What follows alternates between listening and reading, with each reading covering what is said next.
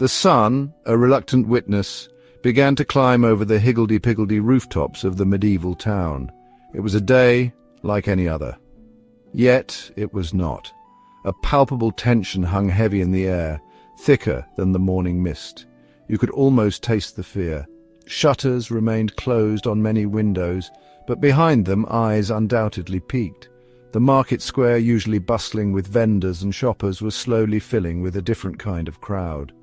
They came not for bread or trinkets, but for a spectacle. A grim, chilling spectacle.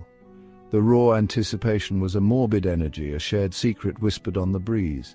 In the center of the square stood the gallows, stark, imposing, a wooden skeleton against the pale sky. Its shadow stretched long and menacing across the cobblestones, a dark finger pointing towards an inevitable doom. Nearby, a cart rumbled, its wheels groaning under a heavy, unseen burden. The crowd murmured, a low hum of hushed conversations and nervous coughs. Children, wide-eyed and clinging to their parents' legs, sensed the gravity of the occasion, even if they did not fully understand its horror.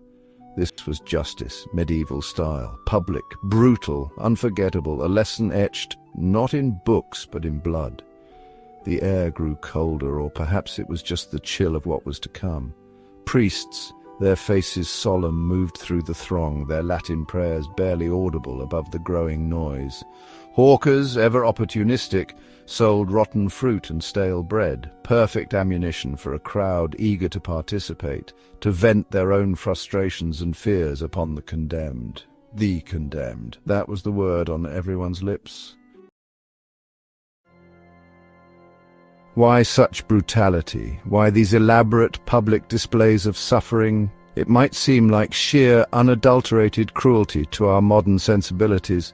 And indeed, cruelty was an undeniable part of it. But for the medieval mind, these punishments served a very specific, and in their view, the necessary purpose. It was all about control. In a world with no organized police force as we know it, and where communication was slow and unreliable, fear was a powerful tool, a very powerful tool indeed. The authorities needed to make a statement, one that would resonate through every village and hamlet. These gruesome spectacles were designed to be unforgettable. The sight of a body broken on the wheel or a head displayed on a spike was a potent deterrent. It screamed a clear message. This is what happens to those who defy the law. This is what happens to those who challenge authority. The pain inflicted on one individual was meant to terrify thousands. It was a form of social engineering, medieval style. The more horrific the punishment, the more memorable the lesson. Step into the shadowy world of the medieval torturer and you enter a realm of chilling ingenuity. This was not just about causing pain. It was about dismantling a human being piece by piece, both physically and mentally. The devices employed were varied, each designed to inflict a specific kind of agony, to extract a confession, or simply to punish in the most horrifying way imaginable. These were not crude implements of brutality. Many were complex mechanisms, testament to a dark and twisted creativity. The very names of these devices are enough to send a shiver down your spine. Consider the thumbscrew, a seemingly small and simple device, yet capable of inflicting excruciating pain.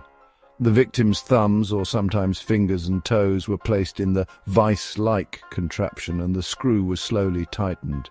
The pressure would crush the bones, sending jolts of agony through the body. Or imagine the rack, perhaps one of the most infamous instruments.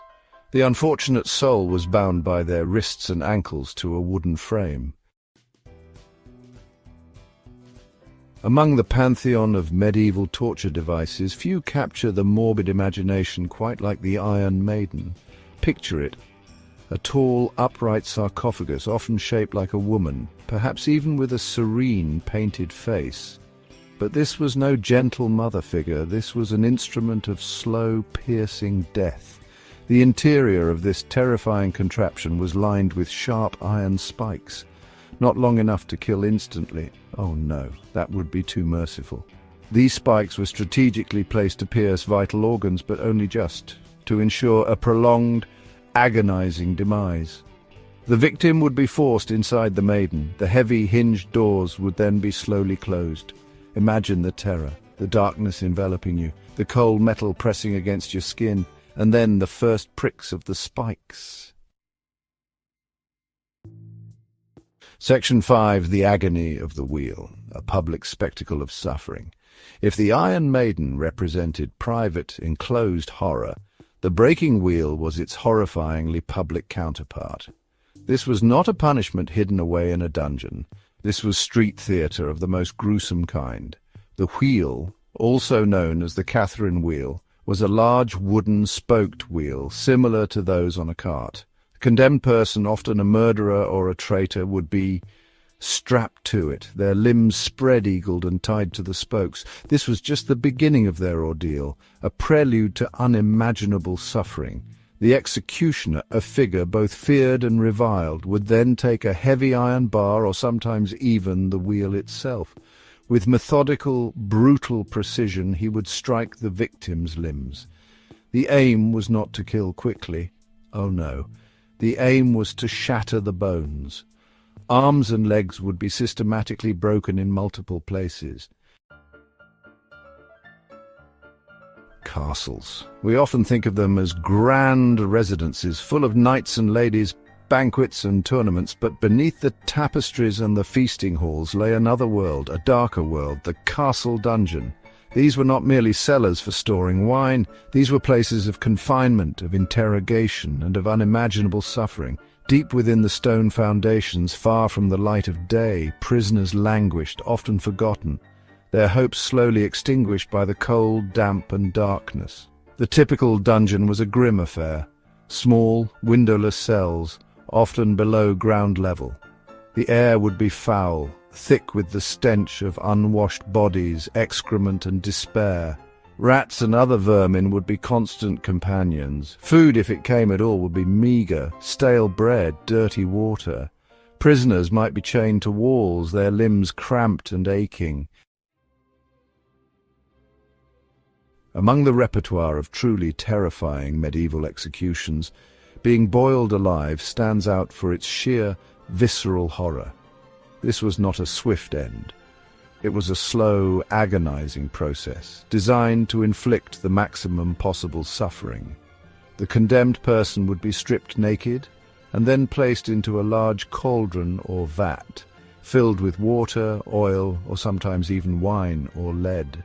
A fire would be lit beneath the cauldron, and the liquid would be slowly, deliberately heated. Imagine the terror, the dawning realization of what was about to happen. As the liquid began to warm, then simmer, then boil, the victim would experience unimaginable pain. First the scalding of the skin, then the cooking of the flesh beneath. Their screams would have been horrific, a soundtrack to a truly hellish scene. History is replete with grim tales of execution, but the case of Gilles de Rais stands as a particularly shocking example, not least because of his noble status. Gilles de Rais was a French baron, a wealthy and respected military leader who had fought alongside Joan of Arc. He was a hero of the 100 Years' War, yet beneath this veneer of respectability lurked a monstrous darkness.